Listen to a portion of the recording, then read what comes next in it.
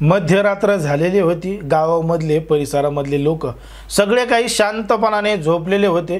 लांबून लांबून कुठेतरी कुत्रे भुकण्याचा आवाज येत होता आणि अशातच मध्यरात्री एक महिला झोपेतून उठली होती आणि झोपेतून उठल्यानंतर तिनं तिच्या दीराला आवाज दिलेला होता, कारण की तिचा दीर सुद्धा पूर्णपणे झोपलेला नव्हता।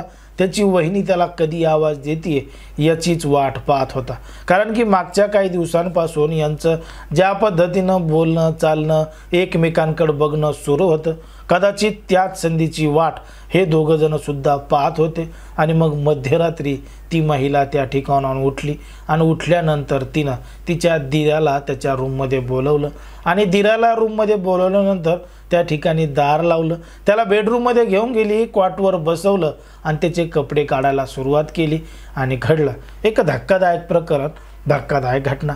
नेमकं काय आहे संपूर्ण प्रकरण, कुठं घडली ही घटना, हे आपण अगदी सविस्तरपणे पाहणार आहोत।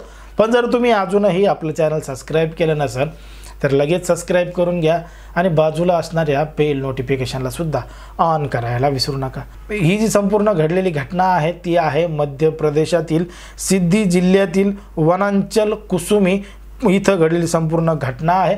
आणि या ठिकाणी या परिसरामध्ये राहणारी एक विवाहित महिला आहे, लग्न झालेलं आहे आणि तिला एक दीर आहे। आता दीराचं आणि वहिनीचं नातं हे कशा पद्धतीनं असतं हे काही वेगळं सांगायची गरज नाही, पण मात्र या दोघांचं नातं जरा वेगळ्याच पद्धतीचं होतं, कारण की तो दीर त्या वहिनीला मोठ्या प्रमाणात लपून लपून बघत होता आणि ती वहिनीसुद्धा दीर तिला लपून लपून बघतंय या गोष्टीची जाणीव होती। मग या दोघांमध्ये अगदी वहिनीचं दीराचं एक वेगळं नातं होतं। हे दोघं जणांना हसून खेसून खेळून बोलत होते, पण मात्र काही दिवसांपासून यांच्या बघण्यामध्ये आणि बोलण्यामध्ये फरक जाणवत होता।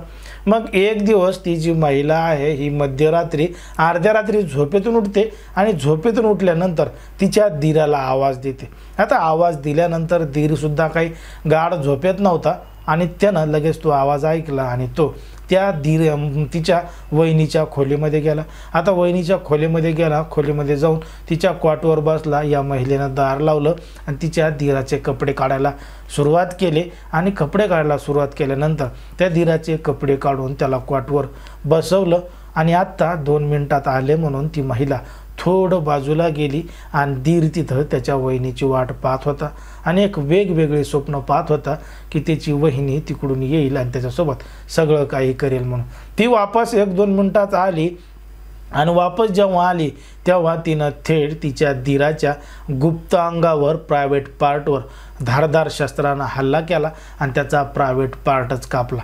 जसा त्याचा प्रायव्हेट पार्ट कापला तो जोरजोरात आरडू लागला, जोरजोरात ओरडू लागला आणि आरडत वरडत तो त्या महिलेच्या रूमच्या बाहेर पळाला। रूमच्या बाहेर पळत एवढा आरडत गेला की घरामधले जे इतर सदस्य आहेत ते झोपेतून उठले आणि काय झालं त्याला विचारू लागले, पण मात्र तो सांगण्याच्या मनस्थितीमध्ये नव्हता। त्या ठिकाणी त्याला जे जखम झाली ती स्पष्टपणे दिसत होती। मग ती पाहिल्यामुळं त्याला तात्काळ जवळच्या एका दवाखान्यामध्ये उपचारासाठी नेण्यात आलं, पण मात्र जखम गंभीर स्वरूपाची असल्यामुळं तिथून त्याला जिल्हा रुग्णालयामध्ये पुढील उपचारासाठी पाठवण्यात आलं आणि उपचारासाठी पाठवण्यात आल्यानंतर त्या ठिकाणी त्याच्यावर उपचार चालू असतानाच त्याचा जबाबसुद्धा नोंदवून घेतला आणि त्यामध्ये त्याने पोलिसांना सांगितलं की त्याच्या वहिनीनंच त्याच्या गुप्त अंगावर वार केलेला आहे, प्राणघातक हल्ला केलेला आहे आणि यामागं त्यांचा काहीतरी शेतजमिनीचा वाद आहे। शेतजमिनीच्या वादामधून हे सगळं प्रकरण घडलंय असं त्या दीरानं पोलिसांना सांगितलेलं आहे। आता जेव्हा पोलिसांनी त्या दीराची चौकशी करून सगळी काही माहिती घेऊन त्या आरोपी महिलेविरोधात कारवाई केली, तिला सुद्धा तपासासाठी चौकशीसाठी बोलवलं, तेव्हा सुद्धा त्या महिलेनं सुद्धा मागच्या काही जमिनीचा वाद आहे आणि त्या जमिनीच्या वादामधूनच हे सगळं प्रकरण घडलंय असं त्या दोघांनी सुद्धा सांगितलेलं आहे। पण मात्र पोलिसांना या दोघांच्या म्हणण्यावर सुद्धा संशय आहे, यामध्ये तिसरंच काहीतरी कारण आहे असं पोलिसांना संशय आहे। म्हणून पोलीस या संपूर्ण प्रकरणाचा सखोल तपास करणार आहेत आणि हे नेमकं कशामुळे घडलंय, काय घडलंय असं आता तपास लावणार आहेत। पण मात्र या संपूर्ण घटनेमुळे आजूबाजूच्या परिसरामध्ये राज्यामध्ये मोठी खळबळ सुद्धा पसरलेली होती आणि एकच चर्चा सर्वत्र रंगली होती।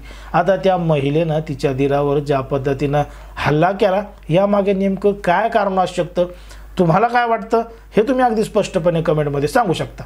कारण की कोणाच्याही भावना दुखवणं, कोणाचंही मन दुखवणं हा आपला उद्देश नाही. जे समाजामध्ये घडतं तेच सांगण्याचं काम आपण या ठिकाणी करत असतो. त्यामुळं या प्रकरणामध्ये ज्या पद्धतीनं घडलं आहे त्याच्यावर तुम्हाला जे काय वाटत असेल ते अगदी स्पष्टपणे कमेंटमध्ये सांगा. आणि अशाच पद्धतीचे नवनवीन व्हिडिओ पाहण्यासाठी आपल्या चॅनलला लगेच सबस्क्राईब करून घ्या.